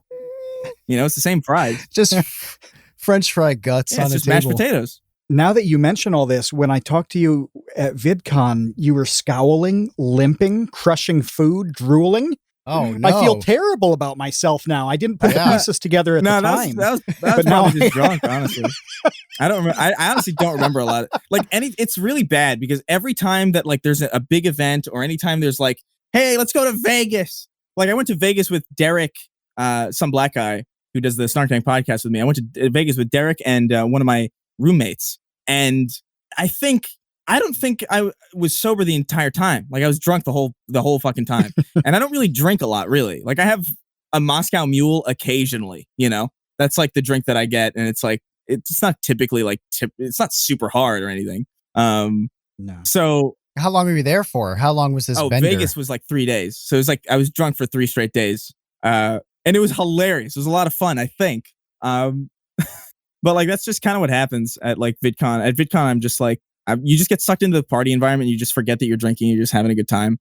It's just weird. And you're just always in the room with people who are just like, what is Boogie doing here? Like what? It's fun. It's a fun environment. Although it's arguably, what am I, 26 at this point? I'm probably going to have to cut down on that stuff soon. Oh man. Ancient. It's ancient internet years. It is. Yeah. How old are those commentary community people? Like John Swan, I feel like is young, right? He's like, young, yeah. I mean, there are a handful of them that are, our age or older even. But generally they're kind of like 17 to 21, I'd say is a fair range. Like, Nick Diorio, who you referenced in that Bunty tweet. Yeah, Nick. I think Nick is like 21, 22, something like that. And he's on kind of the older side for a lot of them. In that, honestly, it's a really neat demographic for that kind of thing because it means they're generally kind of at this point where it's a mix of like piss and vinegar, and also enough good judgment and knowledge about things to kind of put all of that together into something kind of wild.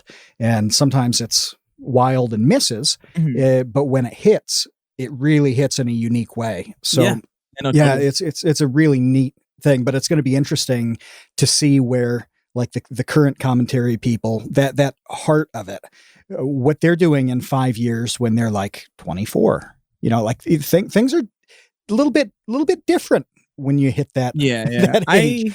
Different in how you look at things and how you feel about doing it. Sure, I worry about the internet a lot just because I feel like it's like, I feel like a lot of the way that, like we were talking about before, like I feel like a lot of the way that we interact with people is like borderline sociopathic.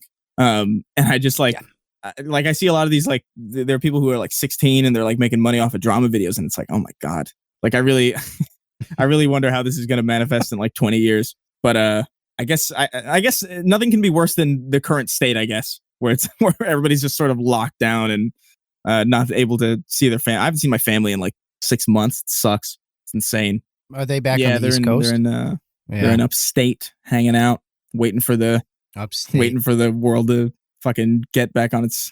To start again. It feels like this year was canceled, honestly. This is the year where everybody's getting canceled, but like 2020 was essentially canceled. It never started. Like really. There should be like a petition to like next year's 2020 again, because we just never got a shot at this year, really.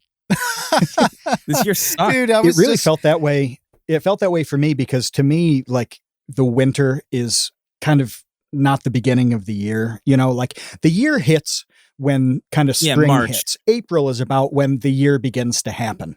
Otherwise, like I'm not doing it much. I'm not doing much because it's cold and there's, the sun is going down at 4:57. Like it just, nothing exists for months. And so then, by the time all of that did hit, there was literally nothing. Like nothing is what was mandated by law. Yeah. So it's crazy. There's no like, what movies came out? Just Artemis Fowl is the only thing that I could think of. It was terrible. Did you guys see Artemis Fowl? Yeah. No, Snacks, I think, just did a video on that. Cracking up.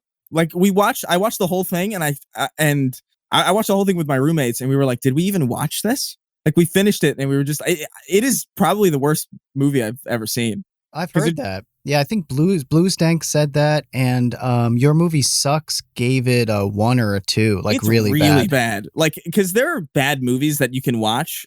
Like Spider-Man 3 is terrible, but I can watch that movie all the fucking time. Because it's so funny and there's so many parts of it that I think are actually pretty good still. That whole Sandman sequence when he's like coming to life in that orchestra. I think that's genuinely like a nice, brilliant scene in that movie. But you got all the moments where like Peter's dancing and like smacking Mary Jane in the face at a fucking jazz club. It's just such an insanely silly movie, and it's not good, but I can watch it a bunch of times. Artemis Fowl was just like wild. Like I just couldn't believe. Like I finished it, and I didn't even realize that I had finished it. Insane. Chinchilla just said in the chat, the Sonic movie is going to win the Oscars, and it makes me think, like, what do the Oscars do when like 7 movies have come out in a year? Yeah, I guess they're just not doing it, huh? Maybe they'll have like TV movies. Halloween Town 7. Lifetime movies win Best Picture. Yeah, I don't know, man. That's kind of interesting. If Sonic did come out this year, that's right. That was the last. Yeah. Sonic was the harbinger of things to come. Because the second he came onto the scene, the world started ending. What if that was the last movie to ever come out? Can you imagine? Like that's the finality. That's the finale of humankind's cinematic achievement. Yeah, and the aliens show up and they're like, what was the final piece of artwork that the humans put out? Let's check it out. And it was Sonic the Hedgehog. Do you ever think about like if society just like if everybody just vanished, right? And then like buildings and like all this stuff like eroded for like hundreds of years. Like what would people think of this culture? Like I wonder, I think about this a lot, like when we look at like cats in like Egyptian culture, where it's like we think that they worship cats and stuff, but it's also like they just sort of drew cats a lot. You know, like I don't know if you like generally worship things that you're making. Like I'm sure that there's a lot of history. I'm not a historian or anything, but I just think about like I wonder what we're wrong about. Because like you could tell me genuinely that genuinely that Abraham Lincoln was like 6 different people consolidated into one person to make history easier to follow, and I'd be like, yeah, all right, that's fine. That wouldn't surprise me really. Like I'd be like, fine, whatever.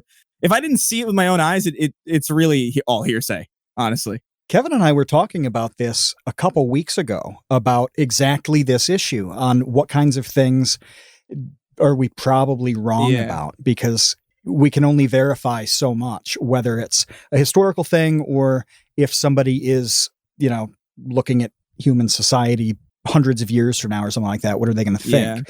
Yeah. And we were talking about how it's impossible to know the feelings that anybody had in a representative way.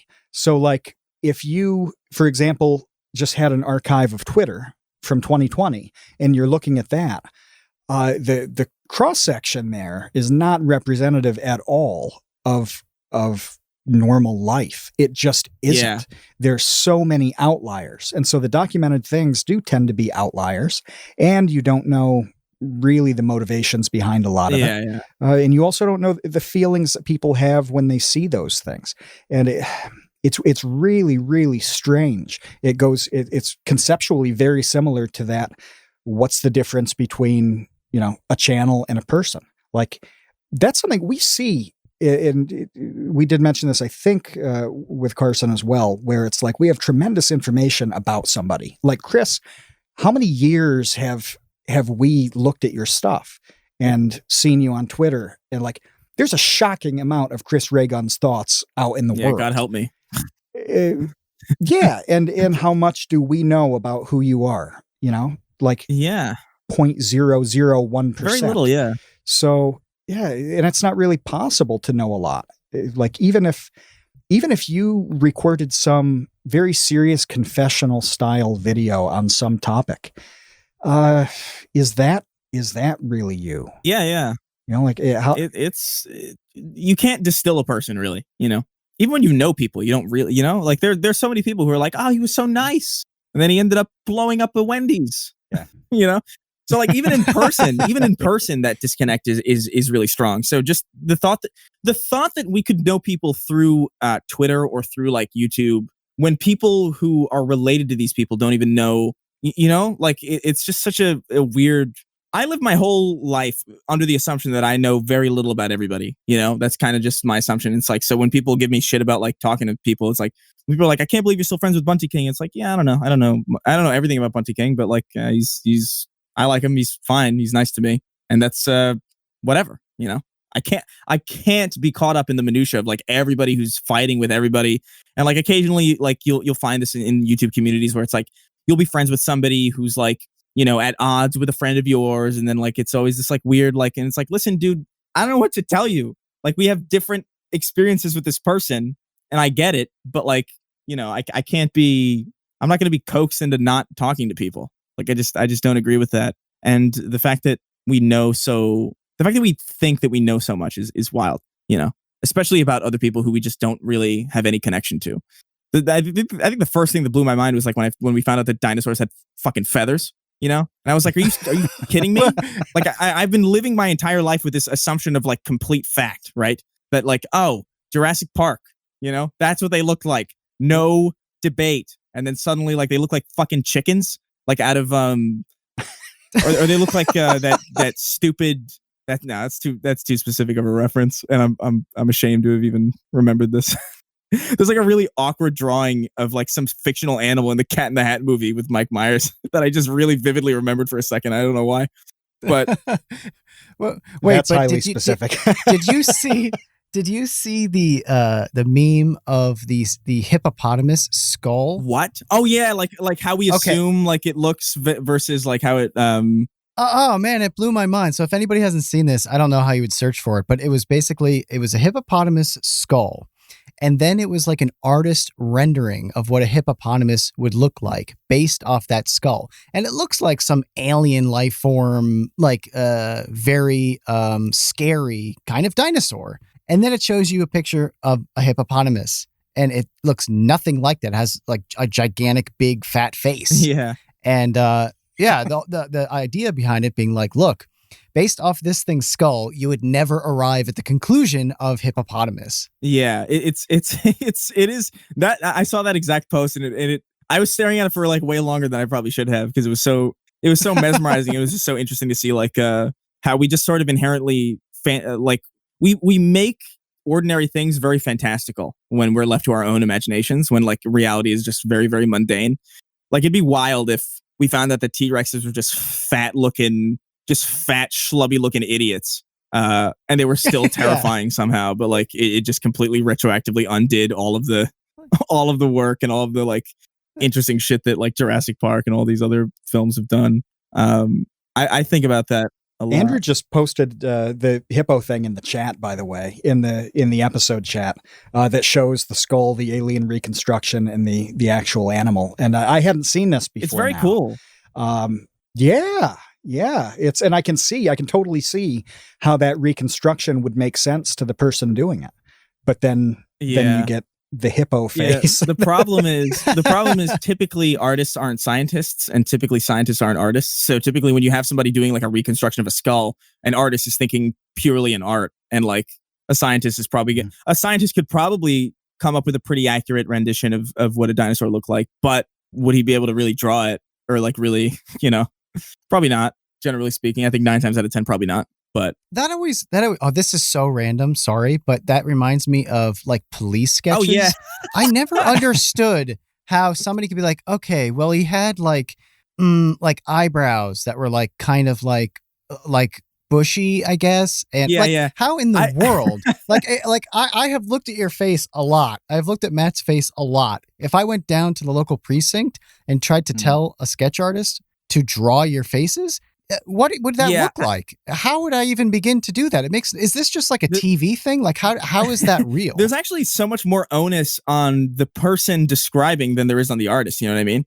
Because like I often feel this. Feel this way a lot, where it's like I feel like vocabulary in general is like the English language is kind of shit. So like when you're describing a person's face, there's really only a handful of things that you could really describe. There's only a handful of words that would really fit, and there's really only a handful of words that everybody would unanimously understand. Like there's all sorts of descriptive words that I've never heard of in my life, and I'm never going to use, you know. But like, how do you describe a person? Like, defined jawline, full lips, big glasses, big swollen eyes. Like, how do you even like? I don't even. That's how I would describe myself. And like, I think like you would see like some kind of like Gomez looking alien. Like, You know, like You'd end up with a dinosaur. yeah, like I just I have trouble describing people in general. Like I wouldn't know how to describe a person physically to anybody. Like I couldn't describe you to anyone. I couldn't describe Tom Sweeney to anybody. It's just like, oh, he's my roommate. He's fat. He's African American, and he has thick hair. That's it. That's all I can tell you. That doesn't. I know it doesn't down exactly. It's just like everybody. Yeah, I think you can take really some of the quirky words that just have a super weird, highly specific. But then meaning, that person who's describing and just assign but somebody. then to that person who's describing has to know that word. That's the thing. Yeah, but then when they figure it out, or you explain it to them, it forces them to lock onto it. So, like, here's an example. I was reading about something the other day, and there's this word, and I'm going to butcher it because I know French less than virtually anything in the world. But there was the word is like soup, and then EUR, and it's deriving a certain kind of gratification out of dipping bread into a fluid and then consuming that bread. So this popped in Parisian literature in the mid 20th century, where there are several different references where guys would describe like dipping bread into a urinal and eating the bread. A urinal? And A urinal?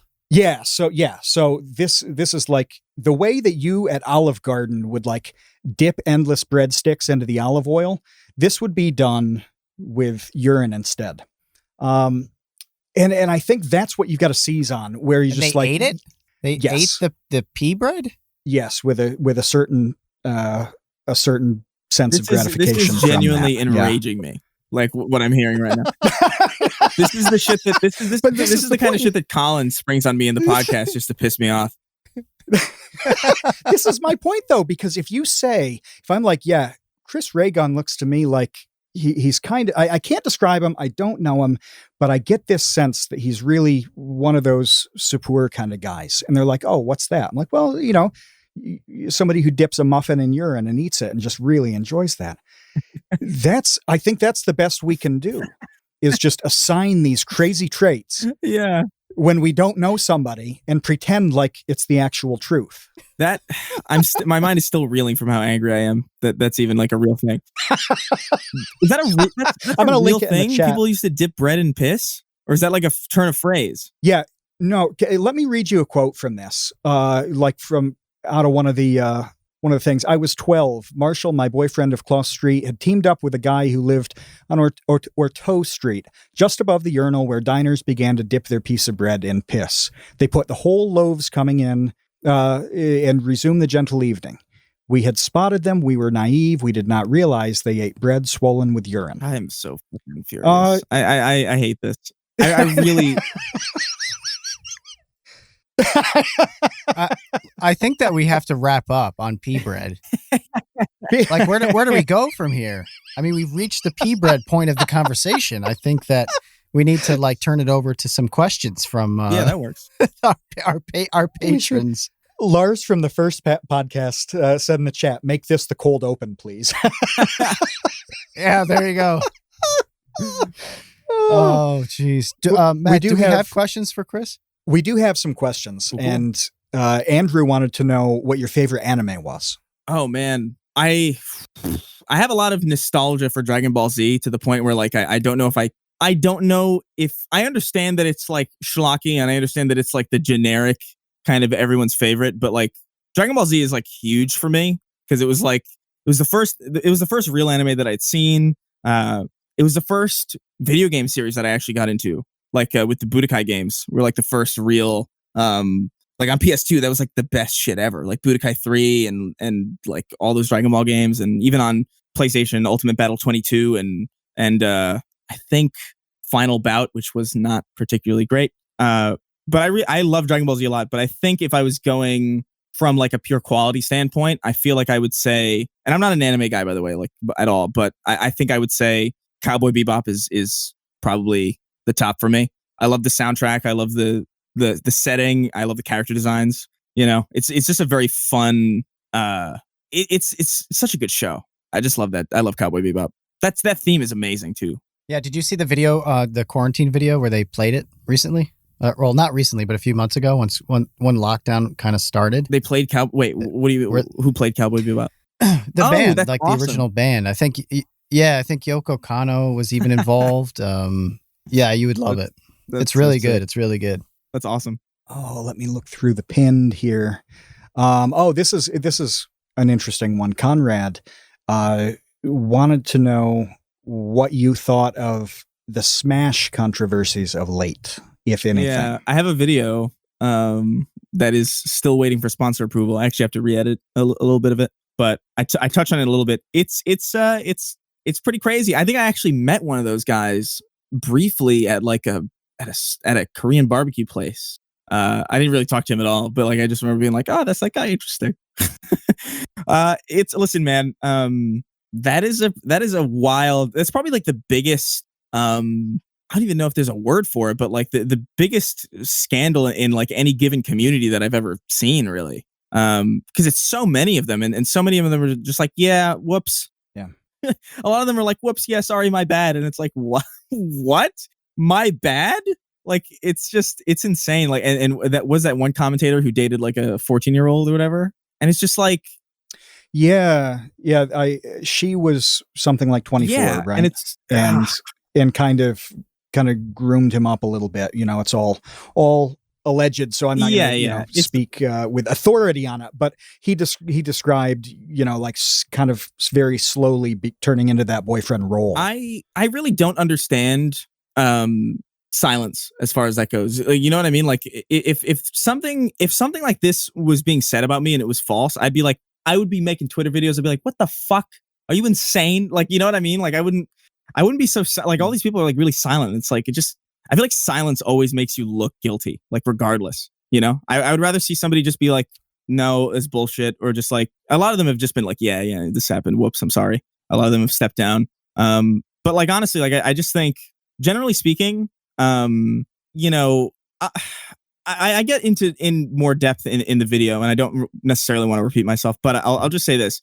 I am 5'4", nearly blind, frail as a skeleton. My hair is thin. My forehead is enormous. If I can pull women my age, then you have no excuse.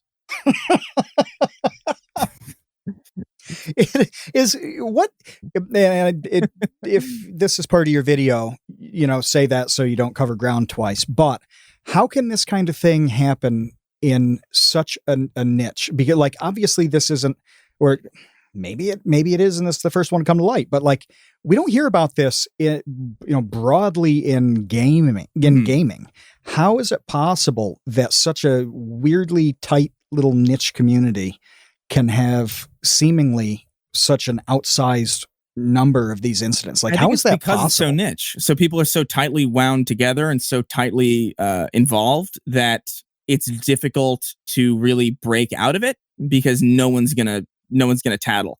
Like if you have like a community that's very, very all encompassing and very, very broad, chances are those people are going to get outed a lot quicker, and it's not going to affect the broader community because it's just like one person taken out like at the very beginning, or like one person being like a particular problem. But like when you have like a bunch of people who are like, when you have a bunch of crazy people in like one community who have like an insane amount of authority over that community, who are ostensibly like not working together really, but like, I don't know what the stupid blur, whatever. I don't know. I just think generally this is definitely happening in more than one community, I'll say that much. You think there are going to be more stories like it? Yeah, this sort of thing, and I can say for certain that this stuff does happen like a lot. Like I haven't seen any of this stuff personally, but I've definitely like heard stories, and I've seen behavior that I would call like, it's you do you, but like also like that maybe don't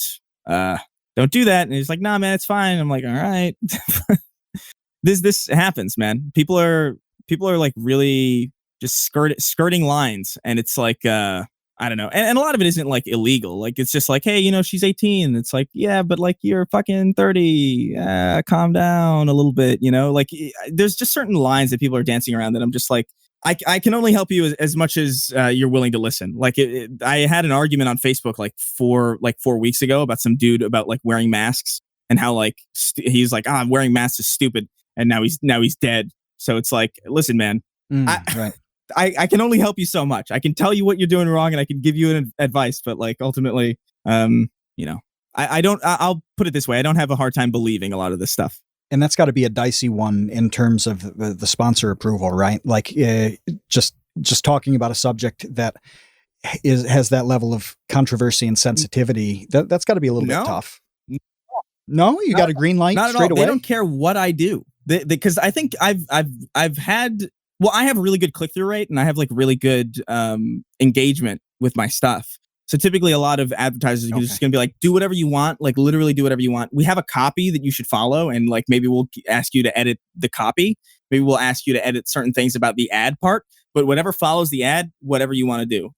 So I have like a lot of freedom because I've established that my channel is kind of not raunchy, but like not necessarily like, kid friendly. And I'm not gonna shy away from crazy shit. So sponsors are actually totally fine. YouTube ad rev is probably like not, because they're a lot more persnickety than actual advertisers are, which is just fucking infuriating. But, whatever, at least there's a sponsor to help offset. And obviously Patreon exists too. So, but no, I have pretty good experience with sponsors, generally speaking. They're pretty open, and they're pretty lenient with the stuff that they're willing to let me do kind of a lot of shit that I think a lot of people might not be able to get away with.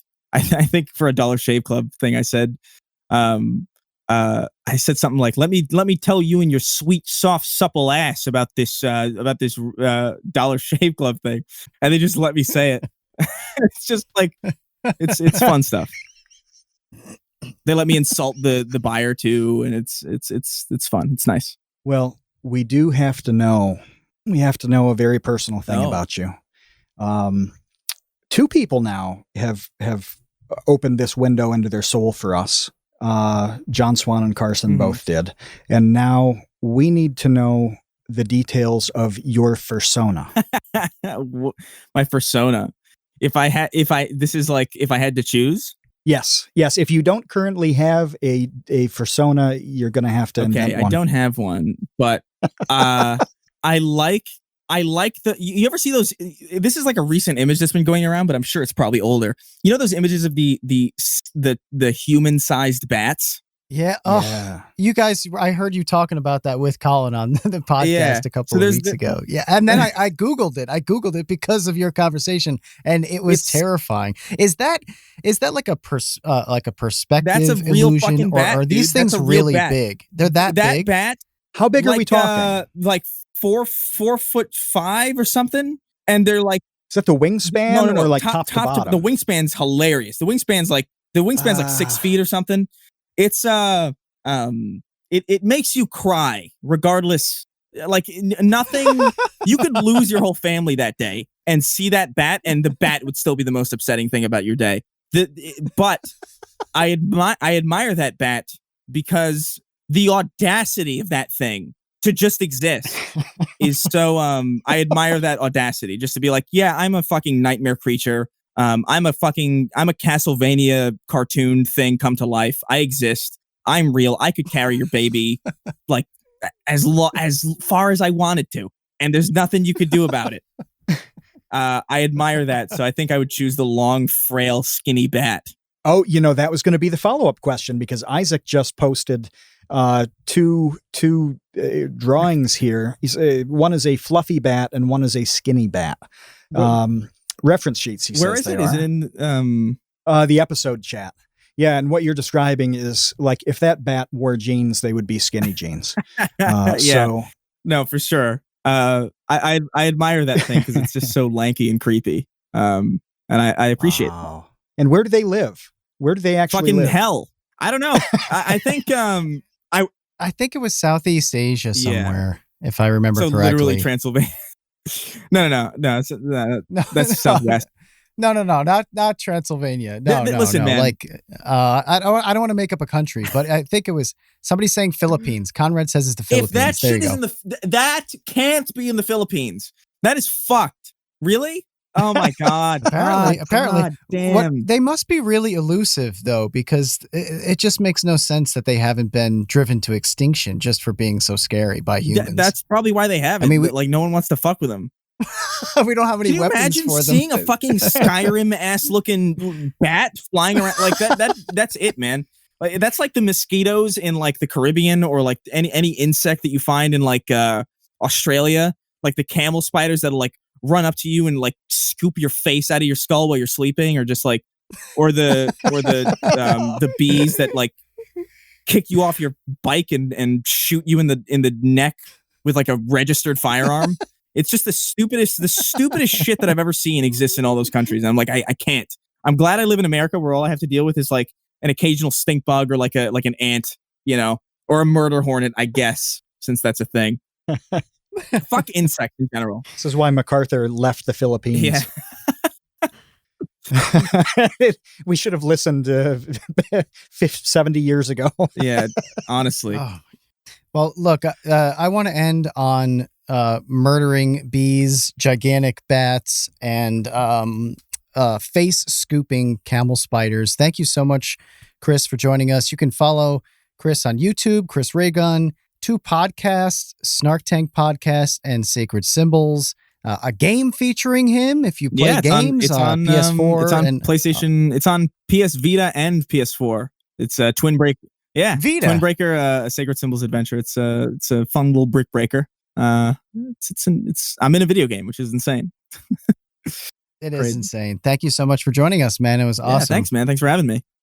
Until then, and also everybody who's listening, if you want to be involved in these live recordings that we're doing now, go to patreon.com/thecreateunknown. Become a patron, become a $2 tot, become part of the dumpster crew, join the baby gang. There are so many options. Baby for gang, you I like that. Here at the I like baby gang. at the Create Unknown. And you can submit questions in advance too that we pin to it.